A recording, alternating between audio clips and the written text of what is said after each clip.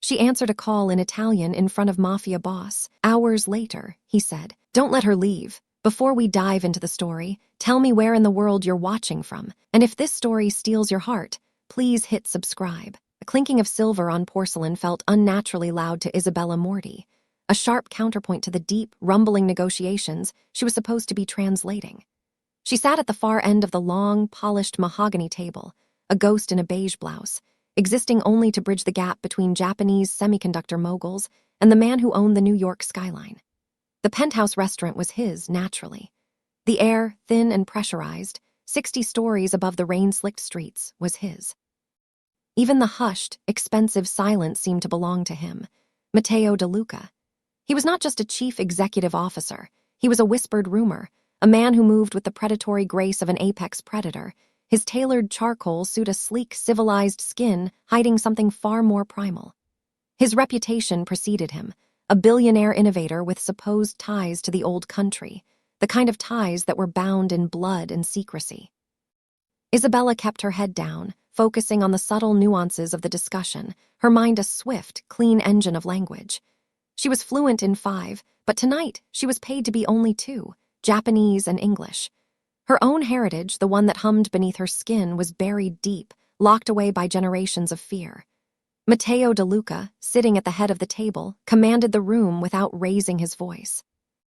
His icy gray eyes scanned his guests, assessing, calculating, and occasionally, unsettlingly, landing on her. Each time his gaze passed over her, Isabella felt a cold prickle, as if he could see the secrets she kept veiled behind her modest demeanor and carefully neutral expression.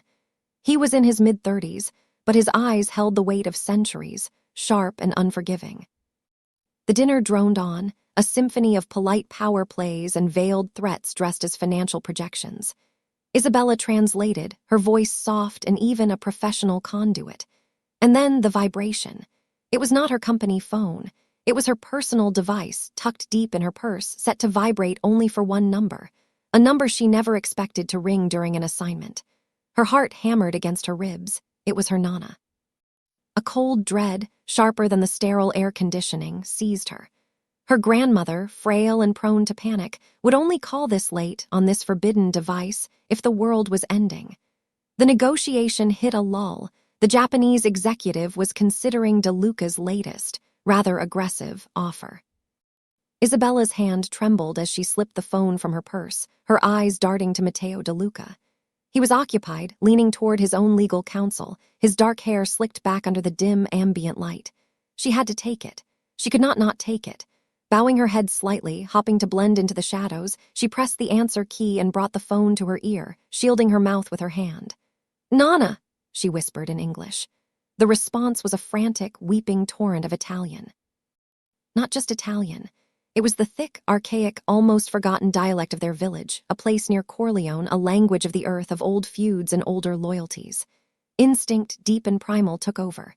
Isabella's posture changed, her voice dropping into the same rapid, guttural cadence, the words flowing from her as if summoned. "Nana cosa I grav successo, parlami, stai bene non pianger." "Grandma, what happened? Talk to me. Are you okay? Do not cry." She listened, her olive skin paling, her warm brown eyes widening in genuine fear. Her grandmother was talking about a fire, about men at the door of her nursing home, asking questions about the past. Across the table, the low murmur of business ceased. The silence that fell was not polite. It was absolute, heavy, and cold. Isabella, lost in her grandmother's terror, did not notice it at first. She only noticed the weight, a physical pressure in the air directed solely at her. She slowly lifted her head. Every executive at the table was staring, confused by the interruption. But she did not look at them. Her gaze was drawn, as if by an invisible string, to the head of the table. Matteo De Luca was no longer speaking to his lawyer. He was perfectly still, his glass of untouched whiskey halfway to his lips. His head was tilted, not in annoyance, but in sharp, predatory focus. His icy gray eyes were locked onto her, stripped of all corporate polish, leaving behind something raw and terrifyingly ancient. He recognized it. He recognized the accent, the specific cadence, the words used only in the hidden valleys of his family's Sicilian stronghold. In that moment, he was not a chief executive officer. He was the capo, and a ghost had just spoken in his presence. Isabella's blood turned to ice. She stammered a few more words to her grandmother, Devo Ander, Ti chiamo dopo, ti amo. I have to go, I will call you later, I love you. She hung up, her hand shaking so violently she could barely find the button. She looked back at Matteo De Luca. His expression had not changed, but a slow, dangerous smirk just barely touched the corner of his mouth. The dinner was over. The rest of the meal was a blur of suffocating tension. The Japanese executives, sensing a shift in the power dynamic they could not understand, quickly concluded their business, agreeing, perhaps too readily, to Mr. De Luca's terms. Isabella remained silent, her professional mask cemented in place, but beneath it she was fracturing. The way Matteo De Luca had looked at her, it was not with the annoyance of a boss interrupted. It was with the focus of a collector who had just found an impossibly rare and possibly dangerous artifact. She felt exposed, as if her modest beige blouse and pencil skirt had been stripped away, leaving her secrets bare for him to see. He did not look at her again, not directly. He laughed with his guests, charming and sophisticated, his voice a smooth baritone that belied the ice in his eyes.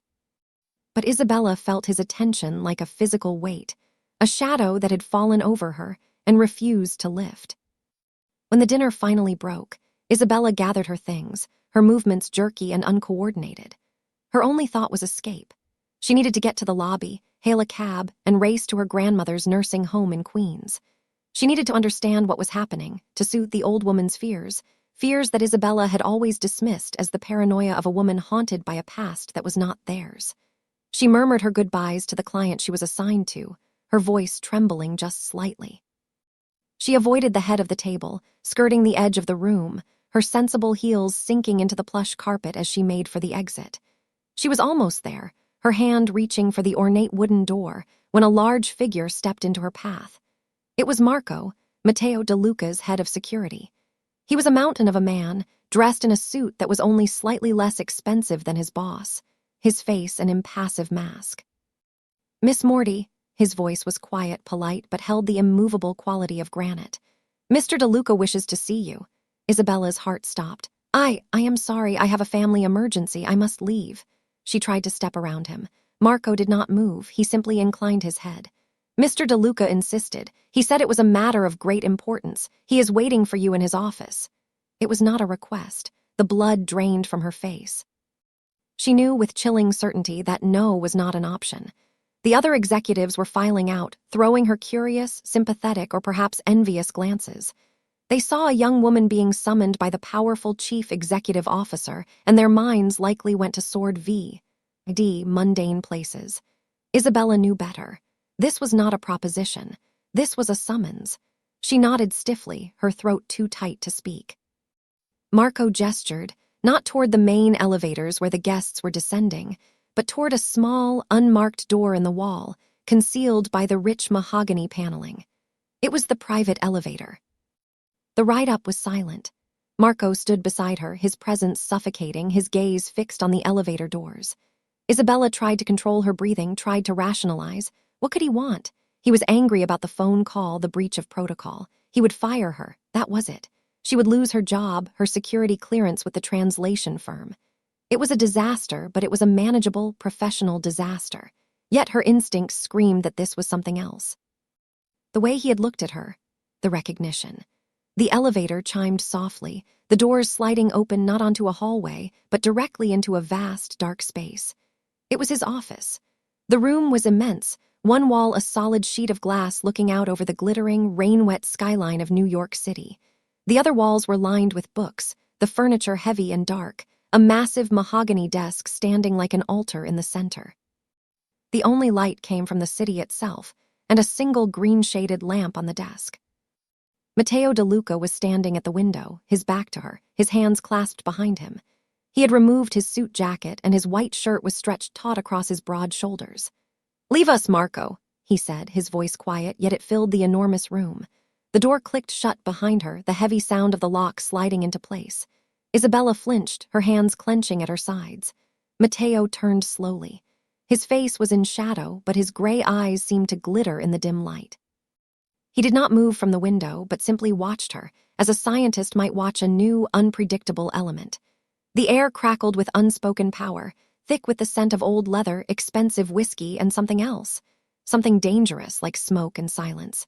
He let the silence stretch, a tool of interrogation, letting her nerves fray and unravel. Finally, he spoke. His voice was not the smooth, corporate tone he used at dinner. It was softer, rougher, and laced with the same thick, archaic Sicilian dialect she had used. "The world is large, Pixarita," he murmured, using the old country word for little one. "And yet, here you are, a translator of Japanese who speaks the tongue of my grandfather. Tell me, Isabella Morty, who are you, and where did you learn the language of my home?" Isabella's breath hitched. Hearing the dialect from his lips so perfectly, so natively, confirmed her deepest fear. He was not just rumored to have ties, he was the ties, he was the root. I studied languages," she stammered, reverting to English, her voice sounding small and weak in the cavernous office. "I have a talent for accents. It is just mimicry, Mr. DeLuca, I assure you." She could feel the lie, thin and brittle, dissolving in the heavy air between them. Matteo pushed off from the window and began to walk toward her, not quickly, but with a slow, deliberate pace that set her nerves screaming. He moved like a panther, all controlled power and fluid grace. He stopped a few feet from her, close enough that she had to tilt her head back to look up at him, close enough to feel the heat radiating from his body. "Do not lie to me," he whispered, the Sicilian dialect wrapping around his words, making them sound like both a caress and a threat. "That tongue is not studied. It is not mimicked. It is bled. It is inherited. It is the language of men who settled disputes with a blade, not a contract. You spoke of your nana, you spoke of a fire. You spoke with the accent of the Montagny from a village not 5 miles from where my own family was born. So I will ask you again, Figia mia, who are you?" He was so close now she could see the sharp definition of his jaw, the faint stubble that his perfect shave had missed, the absolute lack of fear in his icy gray eyes. Her fear was a living thing, choking her, but a spark of her grandmother's stubborn pride, the very pride that had kept them hidden for so long, flared. "My name is Isabella Morty. I am a translator." Matteo smiled, a slow, cold curving of his lips that held no humor. "Morty, a common name, a good name to hide behind. But it is not yours, is it? Not the real one." He circled her then like a wolf inspecting a trap, and she forced herself to remain still, to not show the terror that was threatening to paralyze her. "Your grandmother," he mused, stopping behind her, his voice a low vibration against her back. "The one who was afraid of a fire. What is her name? What was her family's name before they needed to hide?" Isabella squeezed her eyes shut. She could hear her grandmother's voice, a constant refrain from her childhood. Never speak the language. Never trust a man with eyes like the gray sea. Never ever tell them who we are. "Please," she whispered, turning to face him. "I do not know what you mean. My grandmother is just old. She is confused. I have to go to her." She made to move past him, but his hand shot out, grabbing her arm. His grip was not bruising, but it was absolute, steel wrapped in silk. "You are not going anywhere," he stated, his voice dropping the dialect, returning to crisp, cold English. "Not until I have the truth." He pulled her slightly, forcing her to look at him. "The truth, Isabella, or I will have Marco find it for me, and he is far less gentle." The threat was clear. He would investigate her, tear her small, quiet life apart. The anonymity she and her family had cultivated for 80 years would be gone. Tears of frustration and fear welled in her eyes. "Why does it matter?" she cried, her voice breaking. "It is just a language. It is the past." Matteo's expression hardened. "The past," he said, his voice deadly quiet, "is the only thing that matters. It is who we are. It is in our blood. And you, Isabella Morty, have the blood of my home running through your veins. Now tell me the name." She searched his face, looking for any sign of mercy, but found only a relentless, consuming curiosity. She was a puzzle he was determined to solve, a loose thread he had to pull. She knew in that moment that he would not let this go. He would not let her go. She took a shuddering breath, the name a betrayal on her tongue, a word she had been taught to bury. "Falcon," she whispered, the name so quiet it was almost lost to the sound of the rain lashing against the window. Her name, her family name, was Falcon, Ilara Falcon. The word hung in the air between them. Matteo's hand on her arm tightened, his knuckles going white. He did not move. He barely seemed to breathe. The change in him was immediate and terrifying. The cold, assessing curiosity vanished, replaced by a sudden, stark stillness, as if he had been struck by lightning. Falcon. The name was a wound in his family's history, a chapter written in blood and betrayal. The Falcons had not just been rivals. Generations ago, before the Feta, before the insults and the killings that had nearly wiped them from the earth, the Falcons and the DeLucas had been one family, distant cousins who had worked the same rocky Sicilian soil. Until the feud, a war so old its origins were debated, had split them, turning brother against brother, cousin against cousin. And his grandfather, in his ruthless consolidation of power, had been rumored to have finished it, hunting the last of the Falcon line to extinction. Or so the story went.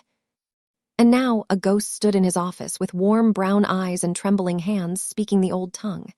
He stared at her, truly seeing her for the first time. The olive skin, the delicate, high cheekbones, the dark, waving hair. It was the face of the old country. It was the face of his family. "You are a Falcon," he said, the words not a question, but a stark, flat realization. He released her arm, stepping back, his mind racing, connecting dots she could not even see. The fire at the nursing home. The men asking questions, it was not a coincidence. "My God," he murmured, more to himself than to her. He walked to his desk, his movements sharp, energized by a new, urgent purpose. "You," he said, pointing a finger at her, "your grandmother. You did not just hide, you fled." Isabella nodded, wiping at her tears. "My great-grandfather was killed. My grandmother was just a child. Her mother took her, fled Sicily, came to New York. They changed their name. They lived in hiding, always moving, always afraid." "Afraid of my family," Matteo finished, his voice raw. "She warned you. She warned you never to speak the language, never to trust a DeLuca."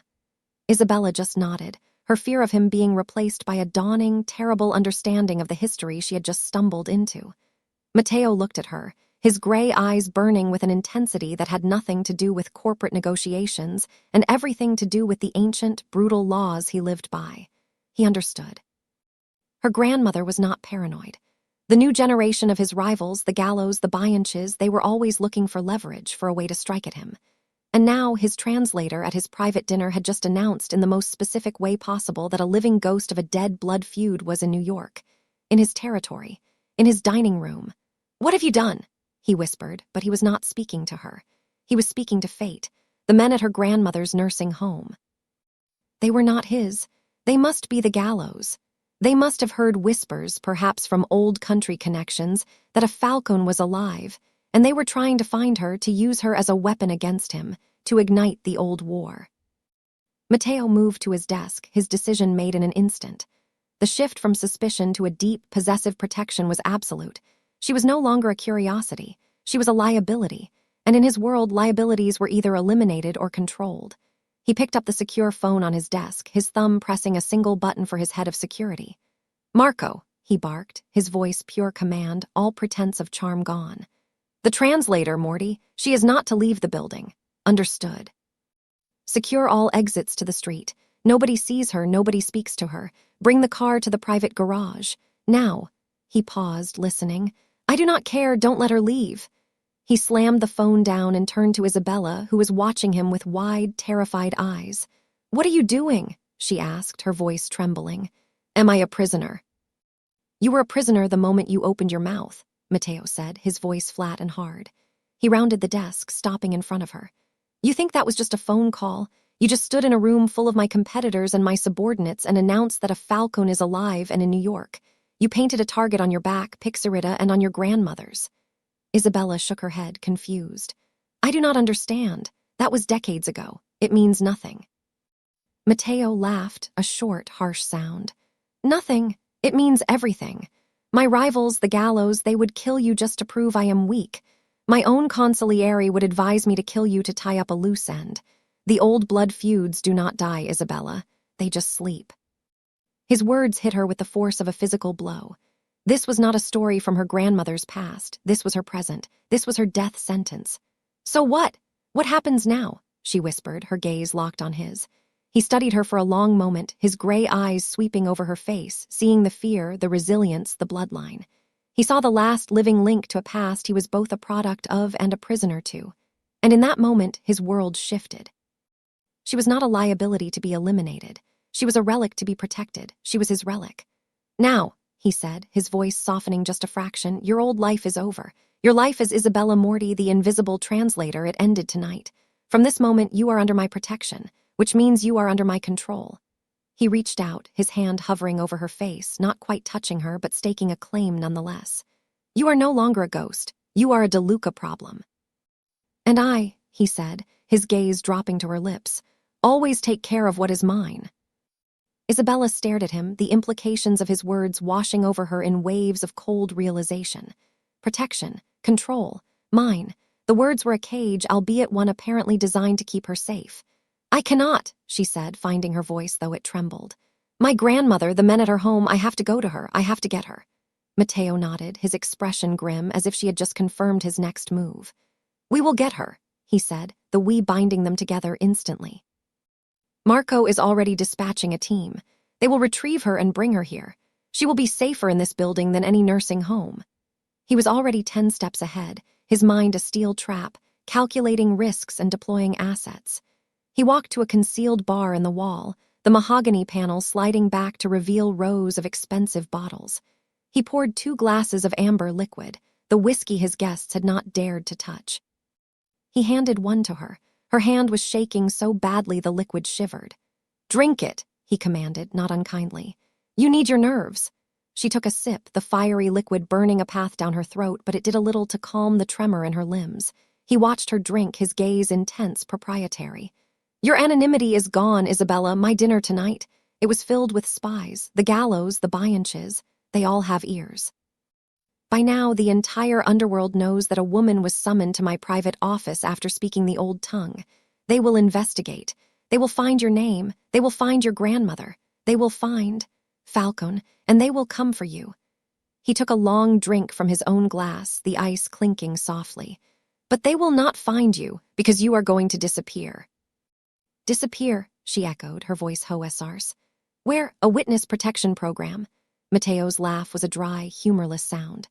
The government cannot protect you from this. I am the only one who can protect you from this. You will have a new apartment. In this building, on my floor, you will have a new job. You are no longer a contract translator. You are my personal assistant. You will be at my side always, where I can see you, where everyone can see you. The sheer audacity of the plan, the possessive arrogance of it was breathtaking. He was not going to hide her. He was going to place her directly in the spotlight at his side, daring anyone to touch her. She would be his, publicly, a declaration of his power. You will be untouchable, he continued, his voice dropping to a low, intimate murmur that sent a shiver down her spine despite the situation, because you will be Mia. They will know that to touch you is to declare war on me. And no one, he finished, his eyes turning to absolute ice, is stupid enough to do that. He was offering her a prison, a beautiful, luxurious, high-rise prison, but a prison nonetheless. And the alternative, a swift death at the hands of men she did not know, for reasons she was only just beginning to understand. There was no choice. There was only Matteo DeLuca. My grandmother, she began, will be in the apartment next to yours, he said, anticipating her. With the best medical care my money can buy, she will be safe. You will both be safe. As long as you do exactly as I say. He finished his drink and set the glass down with a decisive click. It is done. Marco is waiting in the garage. We will take you to your new home. He held out his hand, not to help her but to lead her, a gesture of ownership. After a moment's hesitation, her fingers still tingling from the whiskey, she placed her hand in his. His grip was warm and strong, engulfing hers completely. The drive down in the private elevator was silent, the tension between them a third passenger. He did not let go of her hand. They exited into a cavernous concrete garage, a stark contrast to the opulence above. A black, armored sedan was waiting, Marco holding the rear door open. Matteo guided her in, sliding in beside her, his thigh pressing against hers, a solid, immovable presence. The drive was short, just a transfer through a secure underground tunnel to an adjacent tower, one even more secure, more private. The apartment he took her to was stunning, a penthouse mirroring his own with the same staggering views of the city. But it was cold, sterile, untouched. A gilded cage. Matteo walked her through the space, his hand now resting proprietorially on the small of her back. He stopped her in front of the massive glass window, the city lights a galaxy of diamonds at their feet. This is your new life, Isabella, he said softly, his voice a low rumble against her ear. She turned to face him, trapped between him and the glass. He was so close, his dangerous charm a palpable force. He had not hurt her, but he had taken her life apart in a matter of hours. He had interrogated her, terrified her, and now claimed her. Why? she whispered, needing to understand. Why do this? You could have just let me go, let me run. Run where? He countered, his gray eyes searching her face. They would have found you and… A falcon speaking the old tongue. You are the last piece of my history, cara mia. I could not let you be erased. He lifted his hand, the one that had held hers, and gently, so gently it was almost a whisper, he touched her face. His thumb brushed along her jawline, a feather-like contact that was more intimate, more binding than any force. You are terrified. Good. Stay terrified of them, but not of me. His gaze dropped to her lips, and for a heart-stopping second she thought he would kiss her. The attraction was there, a dark, simmering undercurrent to the danger. But he did not. Not yet. He was a man of control. I am the only man in this city who can protect a falcon, and I will. He took a step back, the spell breaking. Rest. Your grandmother will be here by morning. Tomorrow your new life begins. He walked to the door, his bodyguard already waiting in the hall. He paused, looking back at her, his expression unreadable. Welcome home, Isabella. Then he left, and she heard the heavy, definitive click of the high-security lock sliding into place from the outside. She was safe. She was his.